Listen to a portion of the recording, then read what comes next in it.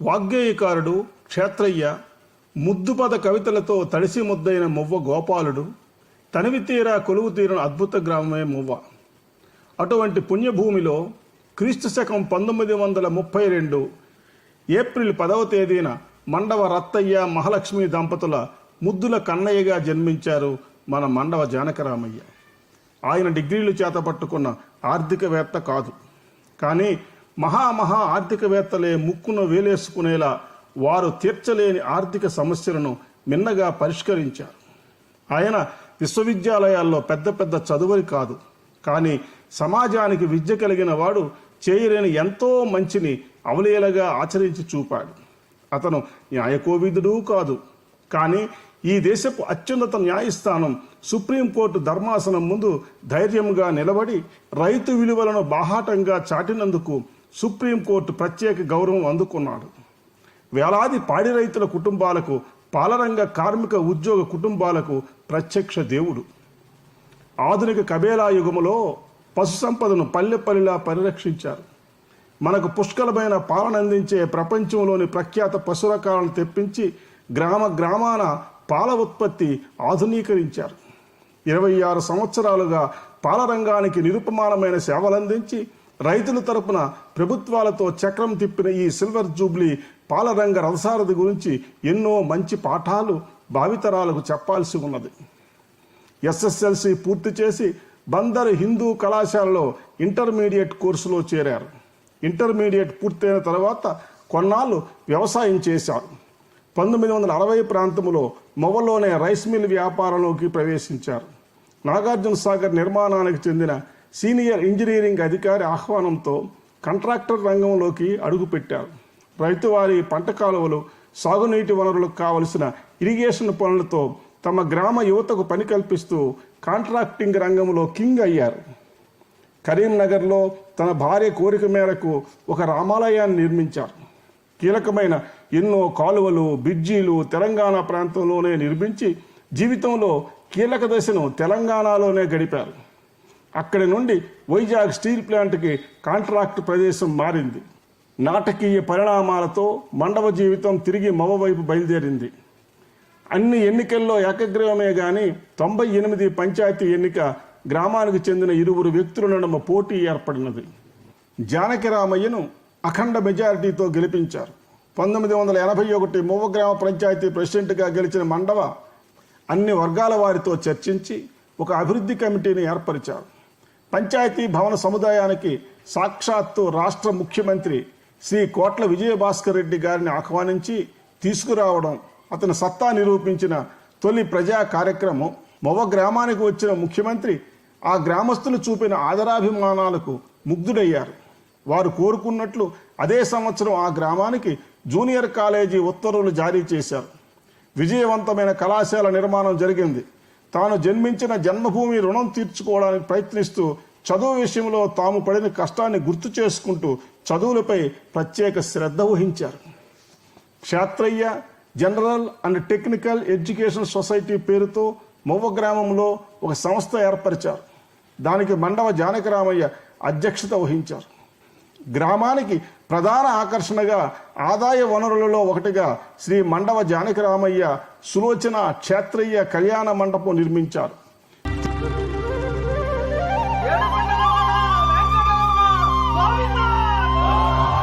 తిరుమల శ్రీ వెంకటేశ్వర స్వామి కళ్యాణ మహోత్సవాన్ని గ్రామంలో అంగరంగ వైభవంగా నిర్వహించారు.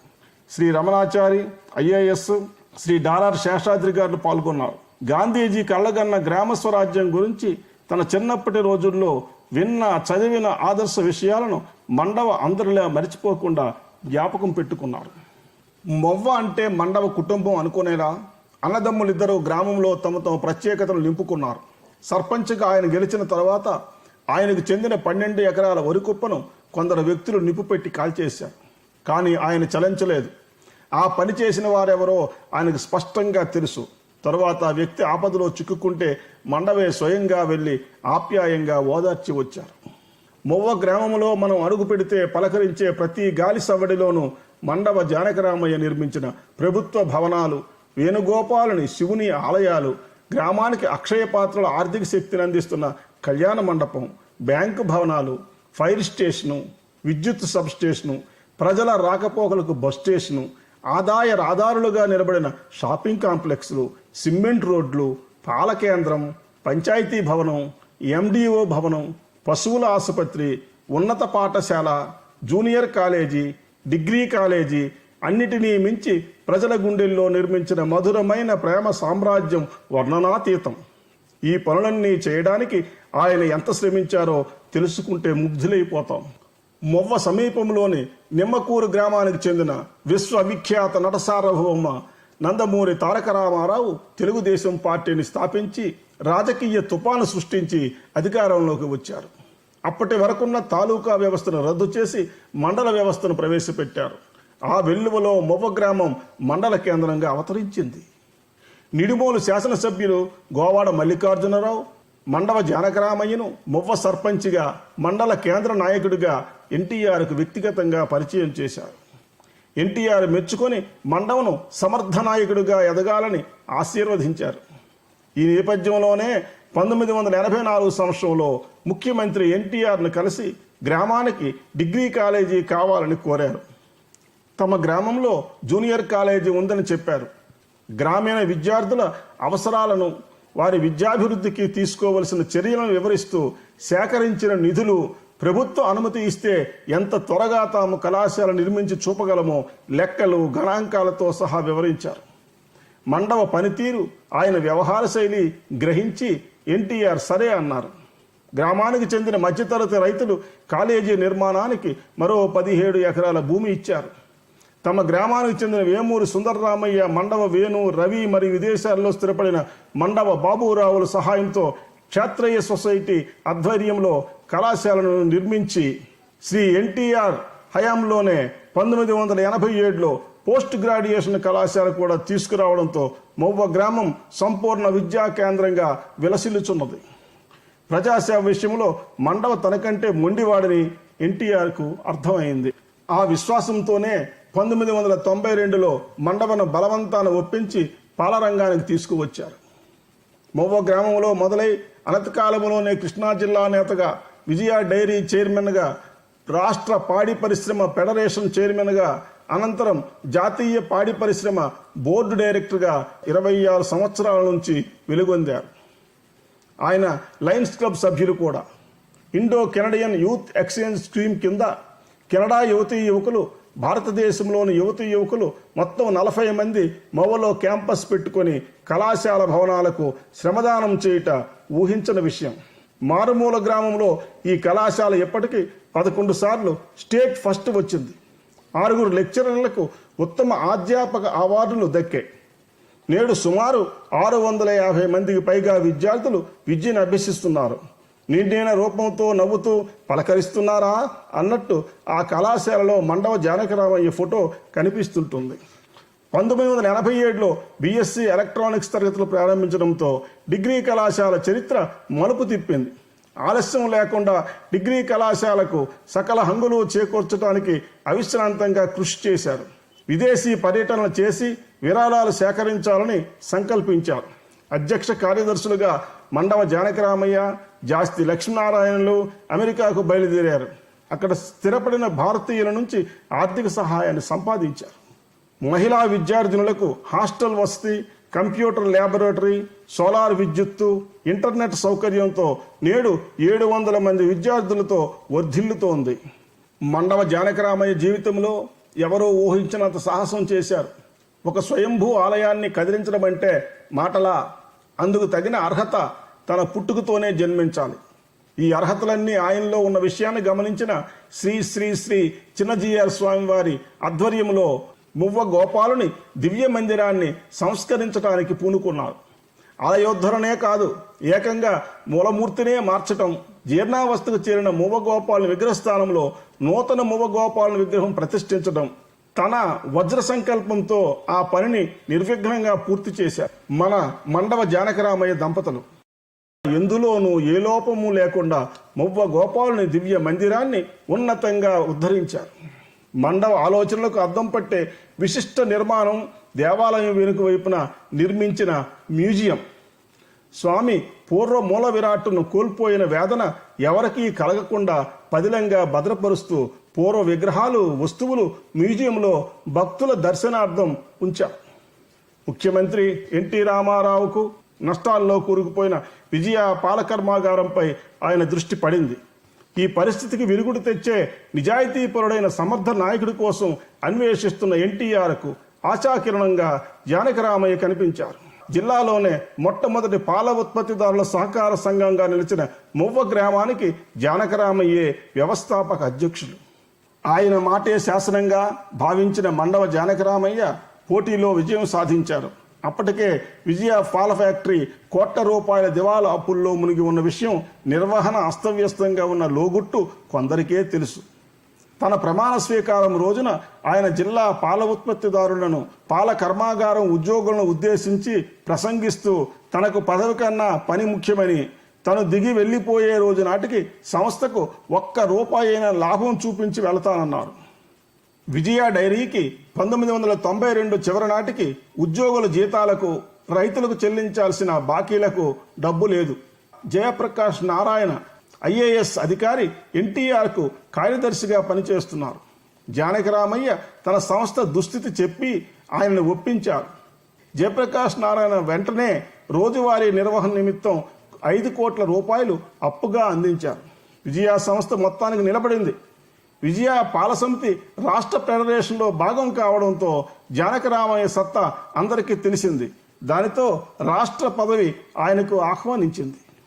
భారతదేశ పాడి పరిశ్రమకు పితగా, జాతీయ పాడి పరిశ్రమ సంస్థకు మూల పురుషుడిగా ఉన్న పద్మభూషణ్ డాక్టర్ వర్గీస్ కురియన్ దగ్గరకు వెళ్లారు. జానకిరామయ్య అంకితభావం అంతర్జాతీయ పాల నిపుణుడిని కదిలించింది. పరిస్థితులు అదుపులోకి రావాలంటే 3 అంచెల సహకార వ్యవస్థలోకి సంస్థ రావాలి. అంటే రైతుల ఆధీనంలోనే కోఆపరేటివ్ సంస్థలు ఉండాలి, ప్రభుత్వ యజమాయిషీలో కాదు. రాష్ట్రంలో మూతపడిన పాల కర్మాగారాల ఉద్యోగులను సర్దుబాటు చేస్తూ ప్రభుత్వం విజయ కర్మాగారానికి పంపించింది. అవసరానికి మించిన ఉద్యోగుల భారంతో పని లేకుండా వారికి జీతాలు ఇస్తూ సంస్థ నష్టపోతున్నది. 3 సరిపోయే పనిని 30 మంది చేస్తుంటే ఖర్చులు ఎలా కవర్ అవుతాయి? ముందుగా ఎక్స్ట్రా ఉద్యోగులను తొలగించుకొని నూతన టెక్నాలజీని ఏర్పరచుకొని ఉత్పత్తులకు మార్కెటింగ్ సృష్టించుకోవాలి. కురియన్ చూపించిన ఈ పరిష్కారంపై మండవ పదునైన ఆలోచన ఆవిష్కరించారు. ముందుగా ఎన్టీఆర్ గారి దగ్గరికి వెళ్ళారు. ప్రభుత్వ నిర్వాహకాల వలన కోఆపరేటివ్లు ఎలా పడిపోతున్నాయో కురియన్ మాటల్లోనే వివరించారు. సహకార చట్టాన్ని మార్చి కోఆపరేటివ్లపై గల అధికారాన్ని ఉపసంహరించుకొని ప్రక్కకు తప్పుకోవాలి. ఇందుకు శాసనసభలో తీర్మానం చేసి నూతన సహకార చట్టం 1995 యాక్ట్ తేవాలని, ఈ చట్ట పరిధిలో పనిచేసే సంస్థలకు ఆర్థికంగా ప్రభుత్వ సహాయం లభించదని, కనుక ప్రభుత్వానికి కూడా లాభమేనని వివరించారు. ఎన్టీఆర్ ఏకీభవించి దేశంలోనే మొదటిసారిగా ప్రభుత్వం తన అధికారాన్ని వదులుకుంటూ 1995 సహకార చట్టాన్ని ఆంధ్రప్రదేశ్ శాసనసభ చట్టంగా మార్చింది.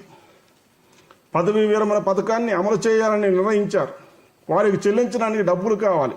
కృష్ణా జిల్లా పాల ఉత్పత్తిదారుల సహకార సంఘానికి పదవీ విరమణ పథకానికి ధన సహాయం అందిస్తారని కురియన్ మాటిచ్చారు. కురియన్ అసాధ్యుడు. తన మాటకు కట్టుబడి ఎస్డిడిబి చైర్మన్గా తనకు గల అసాధారణ అధికారాన్ని ఉపయోగించి ఆర్థిక సహాయం చేశాడు. ప్రభుత్వం చట్ట ప్రకారం సహాయం చేయకూడదన్నది కురియన్ పరిష్కరిస్తూ, సంబంధం లేని మేము అసాధారణ అధికారంతో ఇస్తున్నప్పుడు మీ రాష్ట్రానికి చెందిన సంస్థకు మీరు అసాధారణ సహాయం చేయకపోతే ఎవరు చేస్తారని నచ్చచెప్పారు. అప్పుడు ముఖ్యమంత్రి చంద్రబాబు నాయుడికి మండవలోని నిజాయితీ, నిస్వార్థ వైఖరి, మానవతా దృక్పథంతో అంగీకరించారు. కురియన్ ఎస్డిడిబి 4.16 కోట్లు, రాష్ట్ర ప్రభుత్వం 4.16 కోట్లు గ్రాంటు ఇవ్వగా 1997 సంవత్సరం నుంచి విఆర్ఎస్ పథకం ప్రభావంతో భారం తగ్గి సంస్థ అభివృద్ధి పొడచూపింది.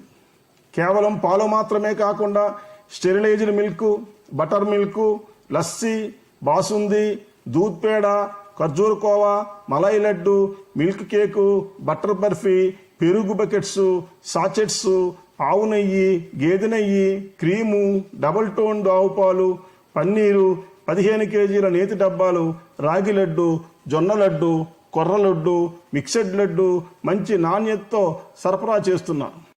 జానకి రామయ్య చైర్మన్గా 1992లో వచ్చే నాటికి 33 కోట్ల వ్యాపార టర్నోవర్ను ఏడాదికి ఏడాది పెంచుకుంటూ మార్కెట్ను స్వాధీనం చేసుకుని 2017 నాటికి అనూహ్యంగా 595 కోట్ల టర్నోవర్కు నడిపించారు మండవ జానకి రామయ్య.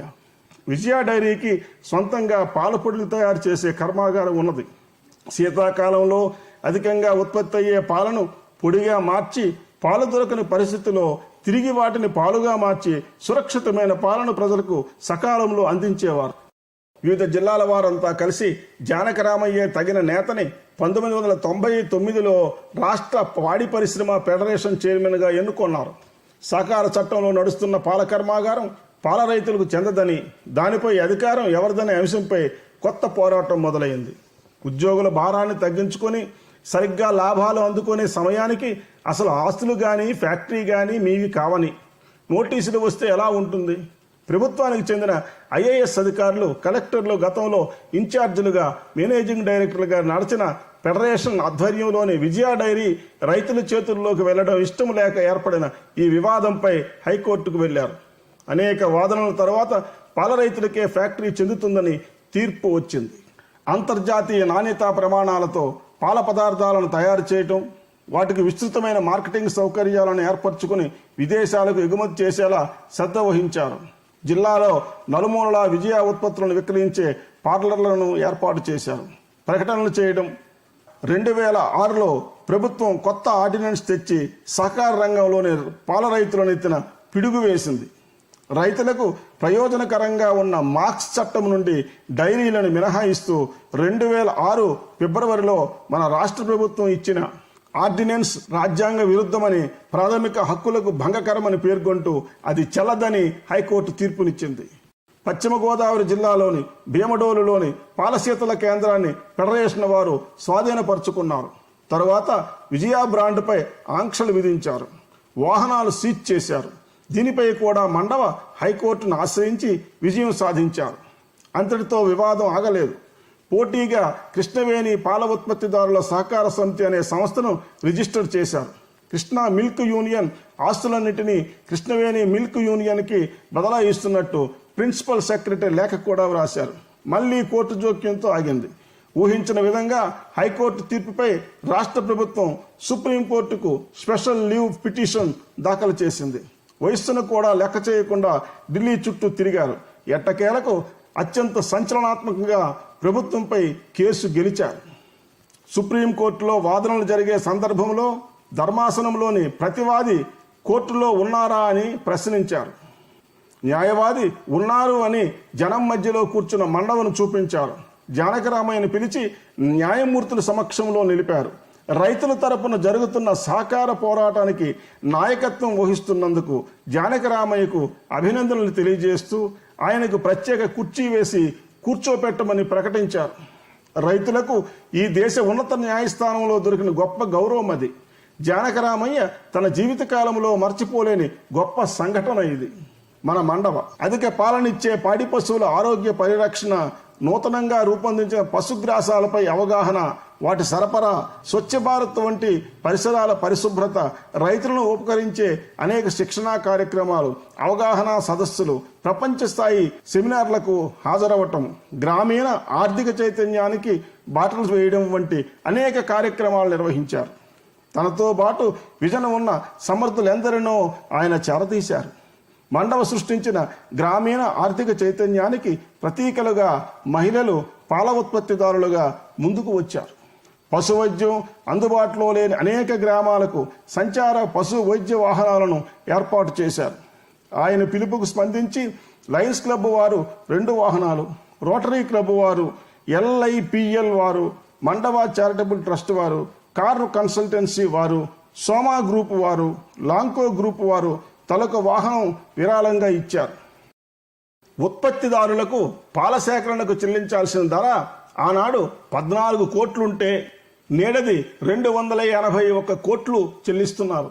అలాగే వారికి ఇవ్వవలసిన ధర ఇస్తూ మళ్ళీ వారికి ప్రోత్సాహకంగా గడచిన 8 సంవత్సరాలలో 268.34 కోట్లు రికార్డు స్థాయి లాభాలను ధర వ్యత్యాసంగా వారికి అందించిన రైతు నాయకుడు మండవ. ఇక్కడే మండవ ఘనత చిరస్థాయిగా నిలిచిపోతుంది. గ్రామీణ రైతుకు తను అమ్ముకున్న పాల ధరకు అదనంగా ప్రతి కుటుంబానికి 40-50 వేల రూపాయలు కృష్ణా మిల్క్ యూనియన్ నుండి లభించాయి. రాజకీయ నాయకులు ఈ లాభాల కోసమే పదవుల్లో ఉండాలని భావించడం సహజం. కానీ తను వాటికి భిన్నంగా రైతు పక్షపాతిగా ఉండడమే మండవ జానకరామయ్యను మిల్క్ లెజెండ్ని చేసింది. 2002 సంవత్సరం ఉగాది రోజున ప్రారంభించిన కృష్ణా క్షీరవాణి మాసపత్రిక పాల రైతుల పాలిట వరప్రసాదం. ఇన్ని సంవత్సరాలు నిరంతరాయంగా ప్రచురింపబడుతున్న సహకార రంగ పాడి రైతుల పత్రిక ఇదే. విజయ డైరీ ఏర్పాటు చేయడంలో, అభివృద్ధి చేయడంలో కీలక పాత్ర పోషించిన 3 మహనీయుల శిలా విగ్రహాలను పాల ప్రాజెక్టు ఆవరణలో స్థాపించారు.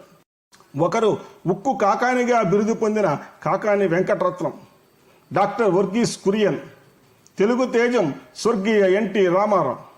వీరిని 9/3/2014 తేదీన ప్రారంభించారు. కోట్లాది రూపాయల లాభాలను పెంచిపెట్టడానికి తన 60 ఏండ్ల వయస్సు నుండి ఇప్పటి 86 ఏండ్ల వయస్సు వరకు అవిశ్రాంతంగా చేసిన కృషిని మనం ఏ విధంగా వర్ణించగలం? విశ్రాంతి లేకుండా ఇంత చేసిన తాను మాత్రం నిస్వార్థంగా ఉండిపోయారు. కనీసం పాల కర్మాగారంలో చిన్న మిఠాయి ముక్కను కూడా నోటముట్టని నిజాయితీ కనబరిచిన జిల్లాలోని ప్రతి పాల రైతు కుటుంబంలో తాను ఒక సభ్యుడయ్యారు మండవ జానకరామయ్య. మండవ జానకరామయ్య నేతృత్వంలోని కృష్ణా మిల్క్ యూనియన్ 9 కోట్లు, కృష్ణా జిల్లాలోని అనుబంధ పాల సంఘాలు, జిల్లా మిల్క్ యూనియన్ ఉద్యోగులు 1,12,00,000 కలిపి 10,12,00,000 రూపాయలు అమరావతి నిర్మాణానికి విరాళంగా ఇచ్చారు. విజయ డైరీ తరపున అమరావతి నిర్మాణానికి 5 కోట్లు విరాళంగా సమర్పించారు. అలాగే ప్రకృతి విలయాల సమయాలలో చేయూతగా ధన రూపేణ, అవసరాలను బట్టి పాల పదార్థాల రూపేణ పేదలకు అందించారు. తాను జన్మించిన గ్రామాభివృద్ధి కొరకు, కేజీ నుండి పీజీ వరకు విద్యాభివృద్ధి కొరకు, చరిత్రాత్మకమైన పురాతన దేవాలయాల పునర్నిర్మాణం కొరకు, పాడి రైతు కుటుంబాల అభివృద్ధి కొరకు, పూర్తిగా అప్పుల్లో మునిగిపోయిన విజయ డైరీ లాభాలను బాట పట్టించడం కొరకు తన జీవితం ధారపోసిన త్యాగజనుడైన సామాజిక సేవకుడైన శ్రీ శ్రీ శ్రీ మండవ జానకరామయ్య గురించి ఎంత చెప్పినా తరగదు. శ్రీ మండవ జానకరామయ్య చేసిన సాటిలేని సామాజిక సేవలను కేంద్ర రాష్ట్ర ప్రభుత్వాలు గుర్తించి పద్మశ్రీ, పద్మభూషణ్ వంటి పురస్కారములతో సత్కరించాల్సిన అవసరం ఎంతైనా ఉన్నది. ఈయన గురించి ప్రముఖులు శ్రీ జయప్రకాష్ నారాయణ్ ఐఏఎస్ గారు, మన దేశంలో ప్రతిదానికి ప్రభుత్వమే ఆధారపడకుండా రైతుల్ని, ప్రజల్ని సంఘటితం చేసి మన ఉత్సాహపరిచి మన ఉమ్మడి ప్రయోజనాలు నెరవేర్చడం కోసం చెప్పని కృషి చేసిన మహనీయులు చాలామంది ఉన్నారు. అందుకు కీలకమైన సాధనం సహకారోద్యమం. ఉదాహరణకి త్రిభువన్ దాస్ పటేల్, ఈవేళ మనందరూ గొప్పగా చెప్పుకుంటున్నటువంటి అమూల్, దాని ప్రారంభకుడు త్రిభువన్ దాస్ పటేల్. సరే, వర్గీస్ కురియన్ సంగతి అందరికీ తెలుసు. క్షర విప్లవానికి నాంది పలికాడాయన. అలాగే మన తెలుగునాటికి చెందినటువంటి ఏకే విశ్వనాథరెడ్డి, ఆనాటి కరీంనగర్ జిల్లాలో ములకనూరు సహకార సంఘం, ఆ కోవకు చెందినటువంటి మహనీయుడు మన మండవ జానకరామయ్య గారు. శ్రీ మండవ వెంకటేశ్వరరావు ఎక్స్ మినిస్టర్ గారు, పెద్దలు పూజనీయులు మండవ జానకరామయ్య గారు పరిచయం లేని చేయాల్సినటువంటి మహోన్నతమైన వ్యక్తి. ఆంధ్ర కొరియన్ అంటే పాడి పరిశ్రమకే కాదు, ఒక కృష్ణా జిల్లాలో ఉన్నటువంటి పాడి పరిశ్రమలో మూలస్తంభమే కాదు, ఆంధ్రప్రదేశ్కి, అలానే దేశంలో ఉన్నటువంటి పాడి పరిశ్రమకే ఆయన ఒక మైలురాయి లాంటి వాళ్ళు. ఒక పక్కన కొరియన్ ఉంటే రెండో పక్కన జానకరామయ్య గారు కూడా తనంతటి దీంతో పూర్తిగా సేవ చేయటం, ఒక రైతుగా రైతాంగం యొక్క సమస్యల్లో రైతుగా పుట్టి పెరిగి వాళ్ళని ఏదో చేయాలనే తపనతో ఉన్నటువంటి వ్యక్తిగా పాడి పరిశ్రమలో ఆయన నిలబడటం, ఆ జిల్లాలో ఉన్నటువంటి రైతాంగాన్ని, మహిళలతో కూడా కలుపుకుని ముందుకు తీసుకెళ్ళటం అనేది మహాభాగ్యం. అందరం కూడా ఆయన్ని ఒక స్ఫూర్తిదాయకంగా మేము తీసుకోవటం జరిగింది. జస్టిస్ జార్జ్ చలమేశ్వర సుప్రీంకోర్టు న్యాయమూర్తి గారు. మండవ జానకిరామయ్య గారు నాకు సుమారుగా ఒక 40 ఏళ్ళుగా తెలుసు. జానకిరామయ్య గారి దగ్గర ఈ లక్షణం చాలా పుష్కలంగా ఉంది. ఆయన అభిప్రాయాలన్నిటితోనూ మనందరం ఏకీభవించకపోవచ్చు, అది వేరే విషయం. అయితే ఆయన అనుకున్నది మాత్రం చాలా స్పష్టంగా నిక్కచ్చిగా వ్యక్తం చేయడం ఆయనకున్న గొప్ప లక్షణాల్లో ఒకటి. ఈ మొహమాటం పోయి ఈ నాలుగు ముడతేసి మాట్లాడే వ్యవహారం ఆయనకి ఎప్పుడూ అలవాట్లేదు. ఇవాళకి నాకు తెలిసినంత వరకు for number of years government ఆధ్వర్యంలో నడుస్తున్న కాలేజీల్లో వన్ ఆఫ్ ది బెస్ట్ కాలేజెస్గా పేరు తెచ్చుకున్న కాలేజ్. ఆ కాలేజీకి ఉన్న ఇన్ఫ్రాస్ట్రక్చర్, ప్రజాధనం చాలా పవిత్రంగా హ్యాండిల్ చేయవలసిన విషయం అనే సూత్రాన్ని ఎప్పుడు పాటించి వ్యక్తిగతమైన లాభార్జనకి ఎప్పుడు ప్రయత్నం చేయలేదు. ఈ తరం వారు ముఖ్యంగా జానకిరామయ్య గారి దగ్గర నుంచి నేర్చుకోవాల్సిన విషయం అదని నా అభిప్రాయం. శ్రీ తాతినేని రామదాస్ గారు. మండవ జానకిరామయ్య నాకు బాల్యమిత్రుడు కాదు, సన్నిహితుడైనటువంటి మిత్రుడు. 1982లో గ్రామ పంచాయతీ ప్రెసిడెంట్గా ఉండి రాష్ట్ర ముఖ్యమంత్రి కోట్ల విజయభాస్కర్ రెడ్డి గారిని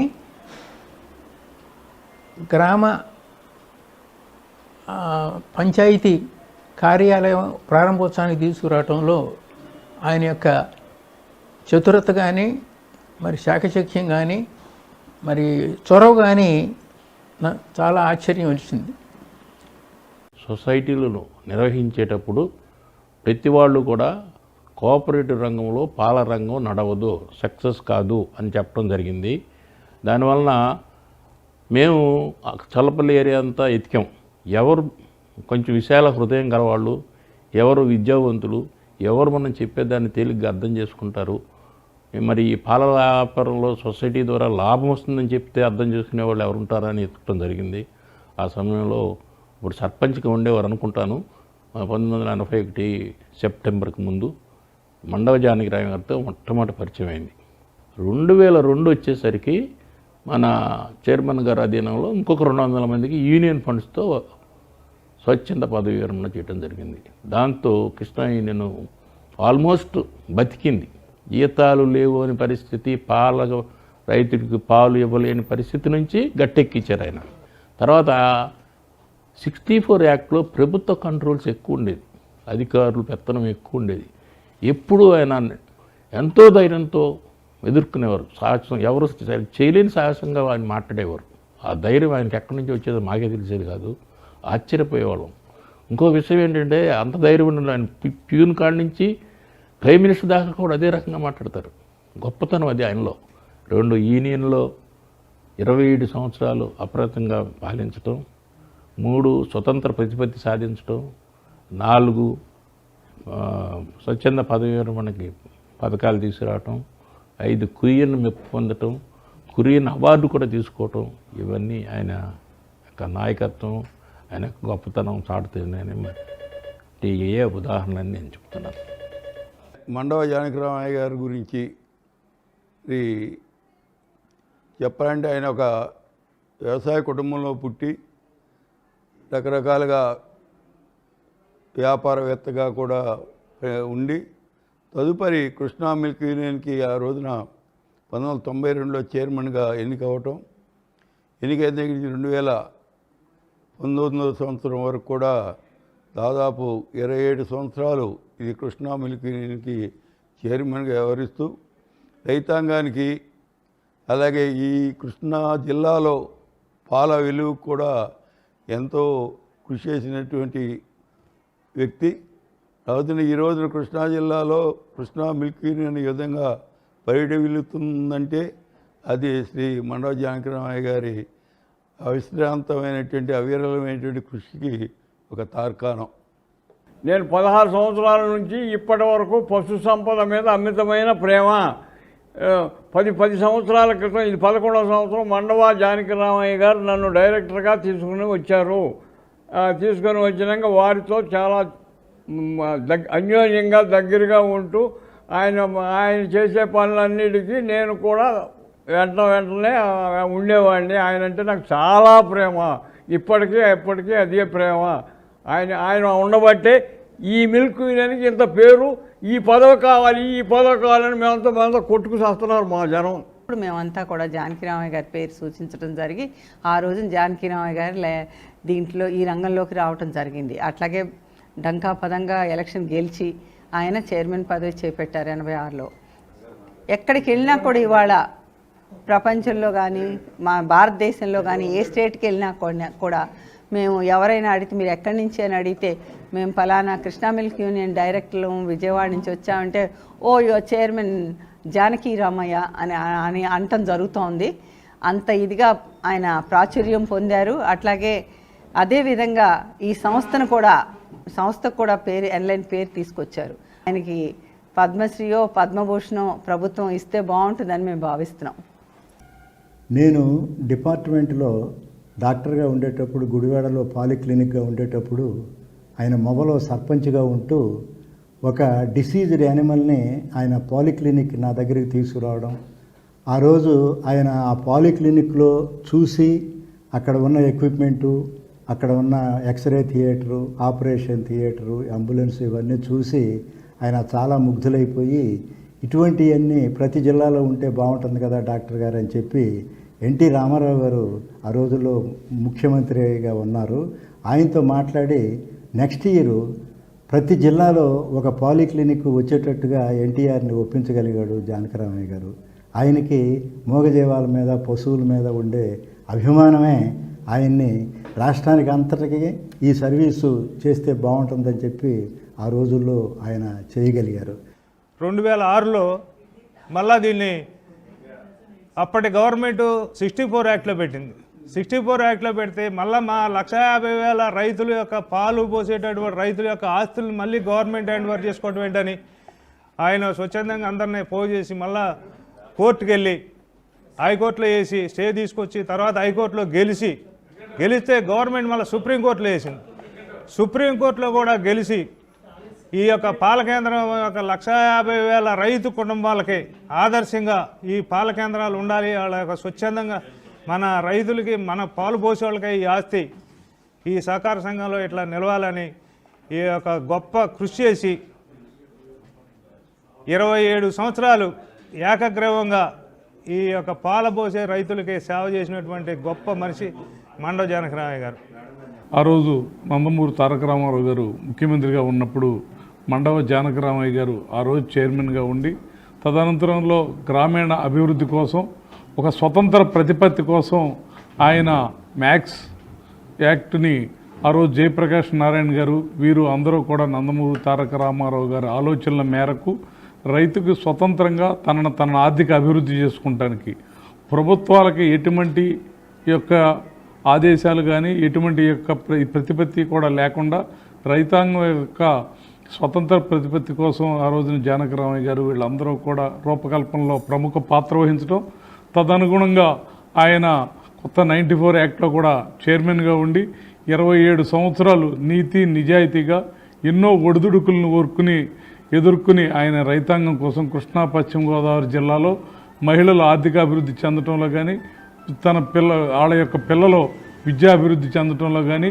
అన్ని దిశలో కూడా ఆయన పాత్ర ప్రముఖంగా ఉంది.